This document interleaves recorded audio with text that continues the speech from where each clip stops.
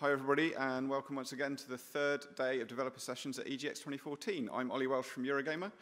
Coming up later today, we've got Evolve and The Witcher 3. Hello also if you're watching on Twitch. If you've got any questions for today's session, do post them in chat, and if we have time, and if my Wi-Fi holds up, we'll try and get some of those in right at the end. But for now, introducing you to his new game, The Magic Circle, please welcome from Question, Jordan Thomas.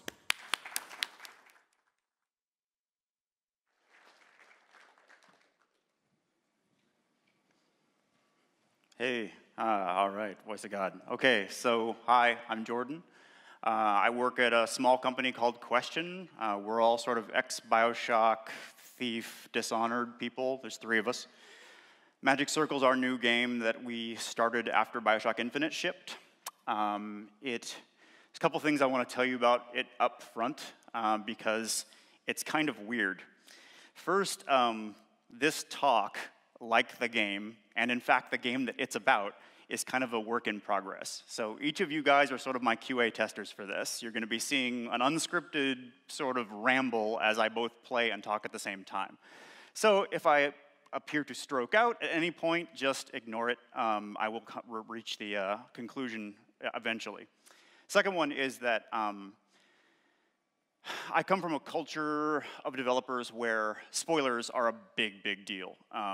Both on the narrative side, where people are like, yo, your last name is a spoiler, shut the hell up. And then also on the systems side, because we've got a lot of puzzles in our game where the solutions are sort of part of the fun. And so I'll be cheating here and there so that I don't wreck any of that for you guys. I can feel those systems people putting sticky minds all over my back right now saying, get through the cutscene and start the game. So I'm going to toggle over right now and show you the Magic Circle. So the Magic Circle, there we go, there's some sound, is set inside a piece of legendary vaporware. So think your Last Guardians, to some extent, your Infinites, your Forevers. And the idea is that the developers got lucky in the timeline's sort of pseudo-80s with a text adventure called The Magic Circle. And they've been trying to do the graphical sequel that's going to make all your dreams come true ever since. And you play the hero of said unfinished world who gets sick of waiting for the incompetent developers, who are referred to as the gods, to make any decisions. And you wander off to go fix the game from the inside or cancel it. And so I'm going to show you how you do that. Okay, ignore that old school looking hand. We'll get to that in a second. I'm going to make you guys all sign a waiver that says not only did you not understand what you saw, but you didn't care. So this is the primary tool in the Magic Circle, which is in fact called the Circle. It allows you to create a glitch space in which any object in the world can be edited and its contents changed, sort of redesigned in real time to suit your immediate purpose. The gods, the game developers, have failed to give you any of the tools of a traditional power fantasy. Although this is supposed to be an RPG where you are the hero and you're going to cut your way through, reams and reams of foes, and eventually when your sword gets big enough, you're declared the winner. You will never get any of that. They, in fact, cut the weapons out of your hands in real time and say to you, yeah, we are worried about what the weapons are going to do to the story, so cut them for now, which leaves you kind of SOL. So instead, you learn to re-architect these creatures around the world and pull behaviors out of them a little bit like Lego pieces. So I'll demonstrate on this howler here. This is what this guy is made of. Oh, 1 second, sorry. I'm going to actually cheat. There we go. This is what this guy is made of, as I said. And each of these behaviors are actually hooked up on the editor side of the Magic Circle to allow you to move them between creatures, sort of transplanting them Frankenstein style, and solving open-ended problems, not really puzzles in the traditional sense.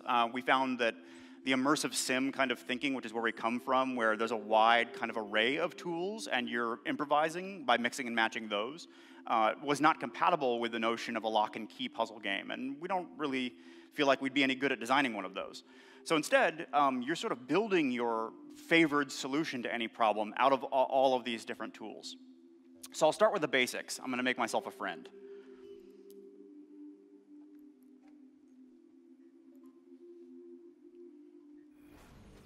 So now this guy will follow me around and defend me.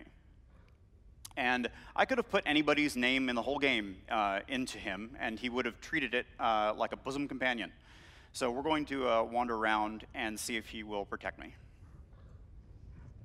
The art style, as you can see, is deliberately sort of a hand-drawn look. The Magic Circle was partially inspired by is this sort of whiteboard culture that you see at creative houses all over the world.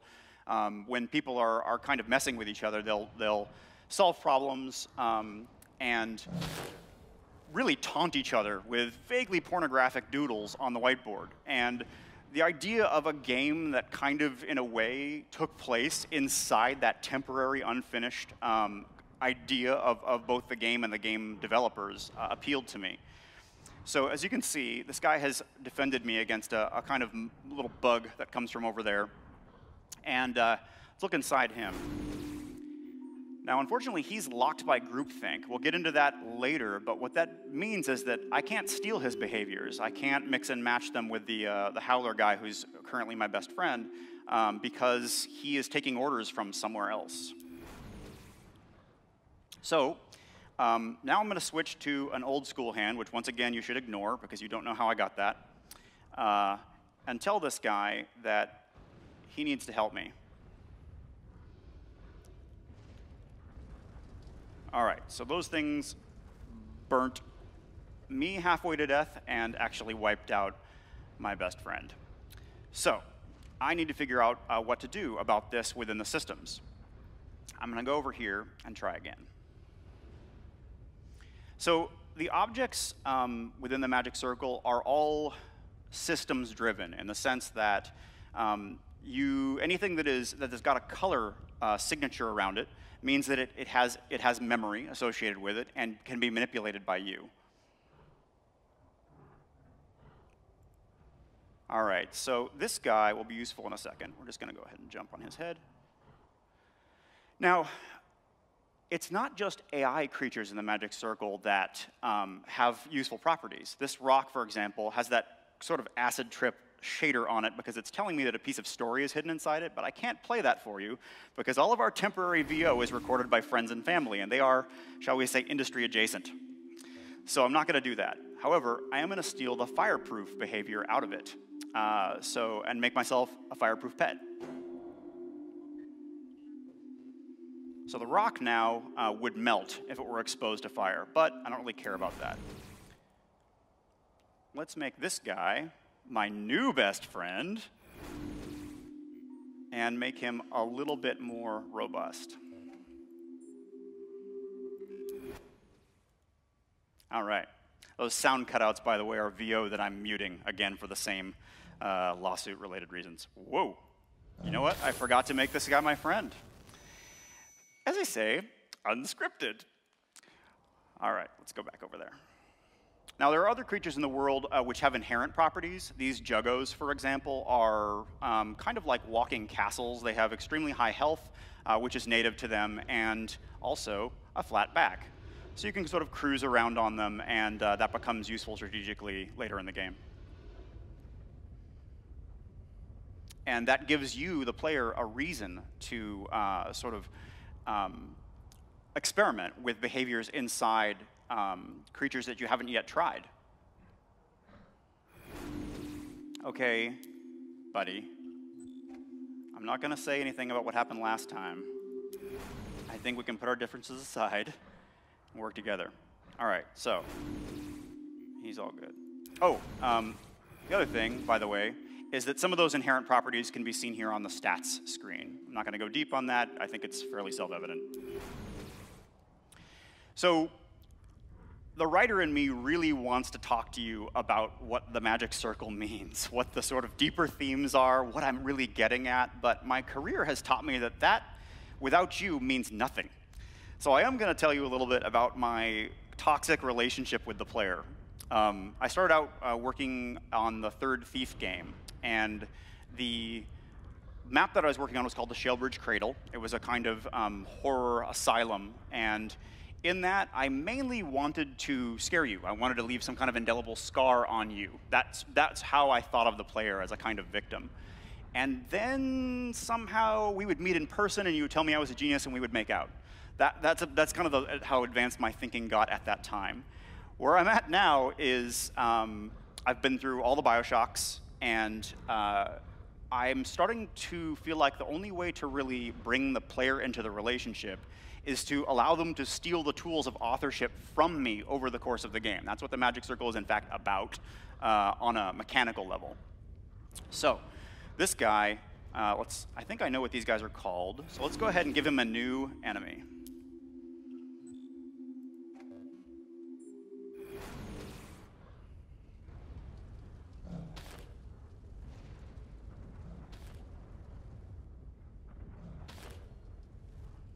So he is blithely slaughtering everything called Flamer, and will continue to do so if I meet any in the future. Now I feel like this guy maybe deserves a second chance, so I've got 2 friends. Now, this is one of those puzzles I was not going to spoil the solution to. You know, I've got this field of lava I need to cross, and there are 4 ways that I know about to do so using the systems of the game, one of which wasn't even an official way until the players that we've been testing with showed us. So this is kind of how we're attempting to involve you guys in the composition. As you play, and as you frankly show us that you're smarter than us, we've been kind of writing that stuff in and supporting it as best we can. So now let's get into some more advanced stuff.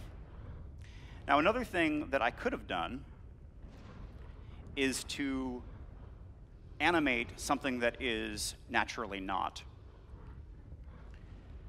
And this is the sort of thing that people, this is a mild spoiler, but I feel like it's important to illustrate the kind of modular quality of every behavior in the game. Let's see. This guy, we're going to take all his cool stuff.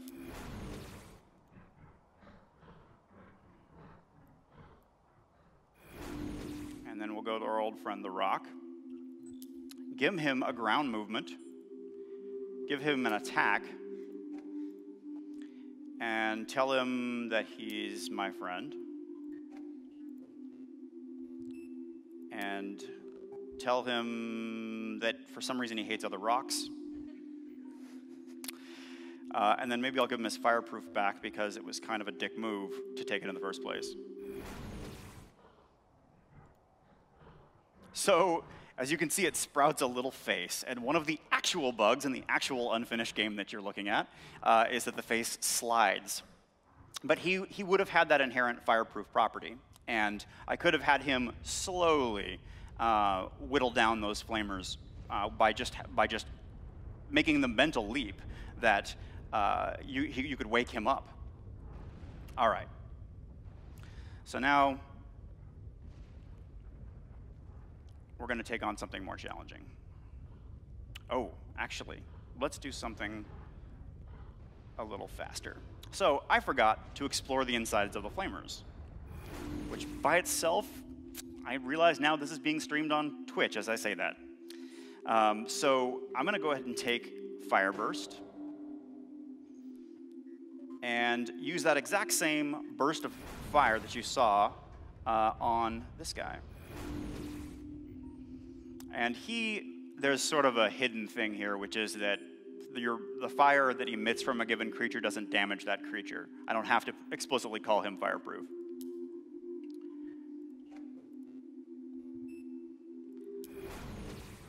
So now I have a slightly hallucinatory squad of friends, and I'm going to go teach them to commit genocide against these bugs.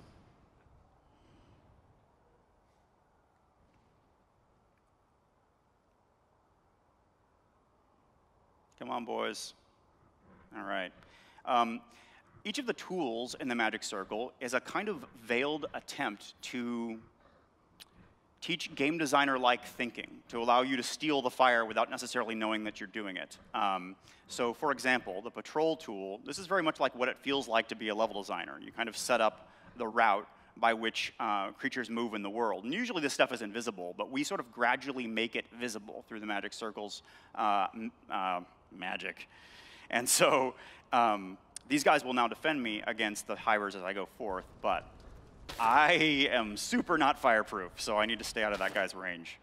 And that's why it's sort of valuable to be able to say where he goes.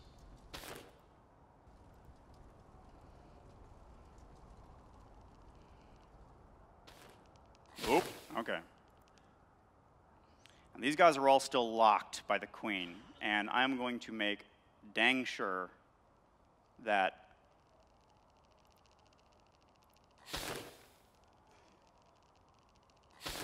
oh dear, okay, this is getting grim. Ah! Okay, so this is the Hiver Queen. She is an excellent example of what I was just talking about. She is the sole holder currently of the behavior called groupthink. Groupthink temporarily copies the behaviors of whoever holds the kind of master behavior into everything like it in the world. And so currently she's doing that to all of those bugs that we saw, which are actually weird little flower murder beasts. I'm going to steal it.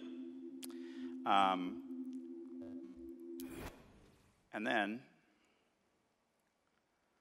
we're going to talk about making a new queen of everything.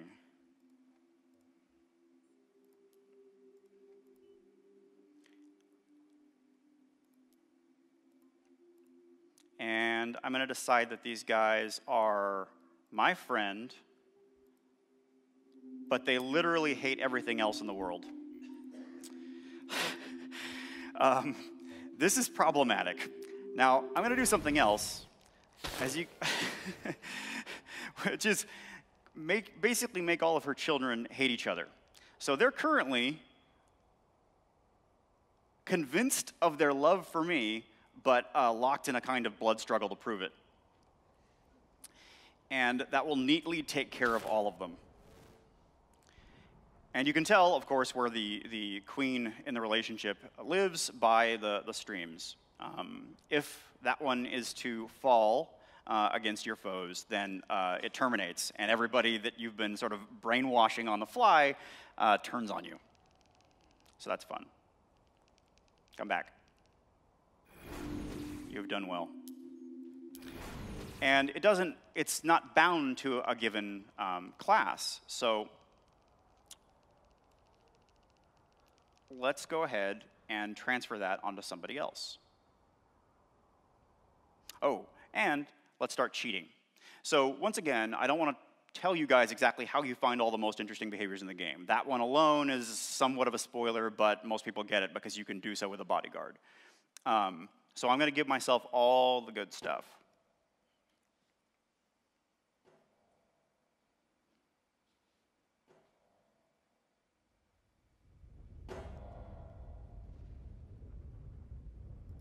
You can summon anything that you've edited in the world. So if you lose track of whatever, you're able to sort of at will summon it and indeed preview what it's got going inside.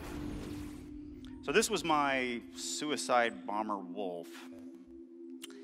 I feel kind of bad about this now, but I'm going to go ahead and make this one the groupthink master. And also, I'm going to put last word inside it. Last word is a behavior which basically means that whenever something dies and it contains last word, it will reprogram the murderer to behave in a new way. And what I'm going to do is make sure that anything that happens to murder any one of my army falls in love with me.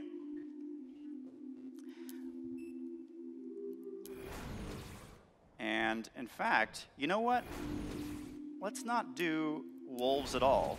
Let's do sentient mushrooms. Another quote which, thinking about the Twitch archive, potentially problematic. All right, buddy. So you're going to fly, first of all, which is one of the behaviors I cheated to get. We'll give you the fire burst thing. We'll make your guys all fireproof. because my guess is that you're going to be experiencing more or less non-stop fire. I'll just let you be my bodyguards.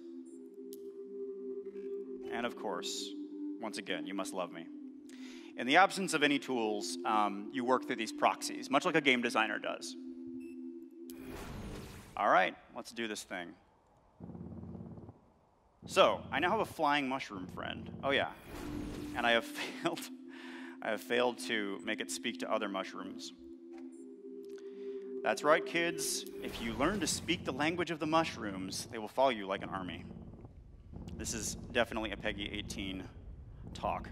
All right, now I'm really going to start cheating. I'm going to teleport back to the beginning, where I happen to know there are assorted mushrooms. Oh yeah, brief detour. So a lot of the concepts in the Magic Circle come from my experience as a developer. I don't want you to have game experience, or game development experience, nor be in the industry to understand it from a journalistic point of view. But I do, if you've ever played something that seemed a little bit less polished than it should have been, I want you to be able to sort of get in on the joke. And so when I was working on Fort Frolic, which was a level in BioShock 1, there was a memory hole, a sort of a BSP hole that would appear in the wall, and it just wouldn't go away.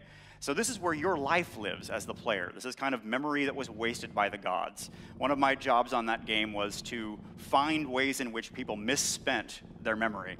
And so you, as the player of this game, get to sort of harvest it and use it for your own purposes. Speaking of which, all right. So all of these are mushrooms who are going to join my army.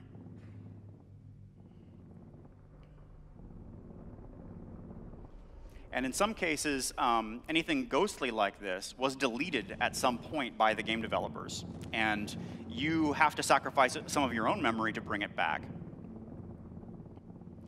The value of that, by the way, is that you never actually run out of potential to restore something. So as long as you go back to a crack and get all the memory that's gone into the ether, essentially, when things die, you can always bring something back. We're not really a combat-oriented game in the sense of permanent consequences. We want you to feel free to experiment creatively and sort of express your mastery as time goes on. So these guys, you know, wow. Where are you going? Okay, hold on. I'm going to see if I can actually get them to land. This is where this waypoint tool becomes useful. All right, come here. All right, so now I feel like it's important that they kill something for us. So let's make them take out these mentally gutted wolves. Okay, and I just died in a fiery conflagration. And that is why you need to stand back. I'm pretty sure they murdered everything else, though, if it's any consolation. All right, so the last thing I want to show you is one of our major story wrinkles. This is something of a spoiler, so please don't assassinate me. But after all of this black and white, it's something that I, anyway, would be craving. So I'm not going to tell you how you get across the lava, but we're going to take all of our sort of hallucinogenic friends and go over here. So remember how I was saying that you could restore parts of the game that the developers had deleted? That includes previous versions of the game. And so you begin to kind of harvest behaviors and concepts that were abandoned but are useful to you in your current hackery. And so this is kind of our homage to the kind of great Dead World space station games. And I can't quite get into here without getting attacked, so this is going to be the last thing I do. As soon as I enter here, I'm going to be grabbed by this guy's tractor beam, but I'm pretty sure my mushrooms will take revenge. Go, go, go, go, go, go, go, go, go, go, go. Oh, okay. All right, so we all died, but I'm pretty sure that puzzle would have been solved. Okay, so that's it on gameplay. I'm going to transition now to Q&A. You know, I'm hoping that you guys can help sculpt the rest of this talk in that there's a lot of weird stuff going on here, and what you want to know is actually more important than what I came to say. Thanks very much, Jordan.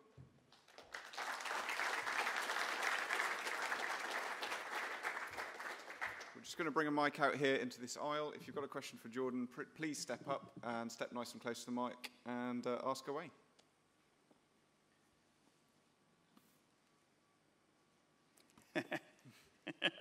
Well, it's possible there's enough white space that we don't need it. Go.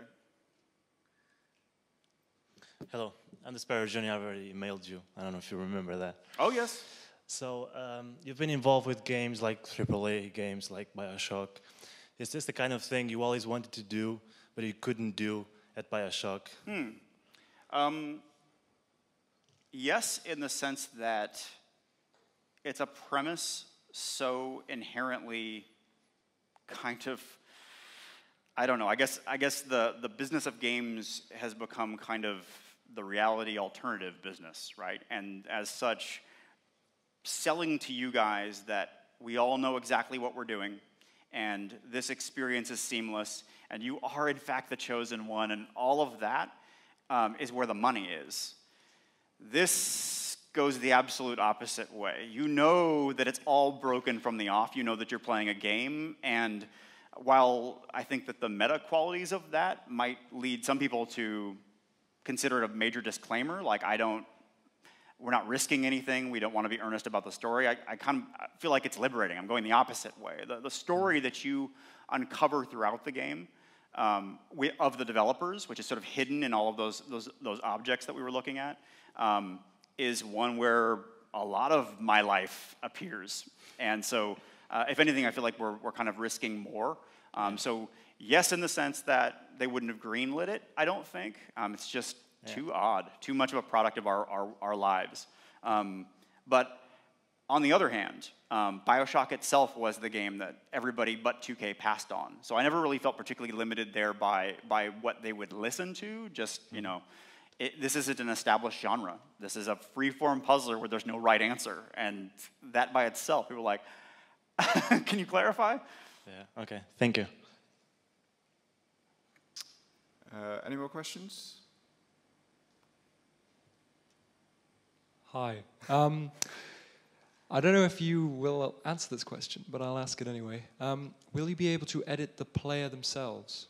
Our current answer to that question is no, in the sense that if you can turn the game into a power fantasy, if you can just turn it into more or less everything else out there, then it immediately breaks down. It becomes a bad hack and slash, a bad shooter. Yeah, I saw the smile. So at first, it's important to me that your journey begins with a feeling of disempowerment. And then as you slowly sort of steal the tools of creativity from the devs, eventually you kind of transcend that form. And I'm not really going to say what that means, but when you're a game developer, everything's a hack. Like you learn that, in fact, none of it is a clockwork, machined system. It's all a series of hacks that they just shoved out the door when it was convincing enough. The same thing happens here. As you learn to master the systems of the game, there's a kind of threshold after which it's like, I'll never have to worry about a combat threat again. And then we sort of change what success means as best we can. Thank you. Sure. Have we got another one? Yeah.